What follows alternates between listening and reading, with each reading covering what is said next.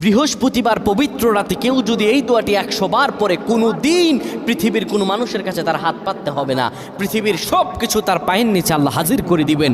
দারিদ্রতা থেকে মুক্তি দান করবেন, বিপদ আপদ থেকে মুক্তি দান করবেন, তার সম্মানকে সুউচ্চতা দান করবেন, অসুস্থতা থেকে দূরে রাখবেন, আল্লাহর অশেষ দয়া ও রহম তাকে দান করে দিবেন। সুবহানাল্লাহ।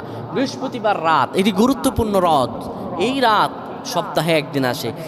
আরবিতে রাত আগে আসে, দিন পরে আসে। সুতরাং বৃহস্পতিবারের যে দিন গিয়ে রাত, এটি বৃহস্পতিবার রাত নয়, এটি শুক্রবারের রাত, এটি জুমাবারের রাত, এটি দোয়া কবুলের রাত, আল্লাহর কাছাকাছি হওয়ার রাত। সুবহানাল্লাহ। এই বৃহস্পতিবার রাত আল্লাহ তাআলা বান্দার দোয়া কবুল করেন। কেউ যদি বৃহস্পতিবার রাতে ঈশা নামাজের পরে পবিত্র হয়ে ইয়া হাইয়ু ইয়া হাইয়ু ইয়া হাইয়ু ইয়া রফিয়ু ইয়া রফিয়ু ইয়া রফিয়ু এই দোয়াগুলো পড়তে পারে 100 বার, আল্লাহ রাব্বুল আলামিন তার